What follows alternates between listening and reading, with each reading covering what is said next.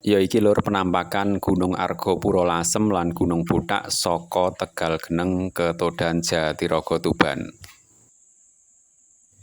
Nah iki sing Gunung Argopuro Lasem sing puncake ketutup awan merga bar udan. Nah sing sebelahe kuwi kidule kuwi sing ketok pucuke saithik kuwi Gunung Buthak sing ning perbatasan Kecamatan Sale lan Kecamatan Gunem Rembang.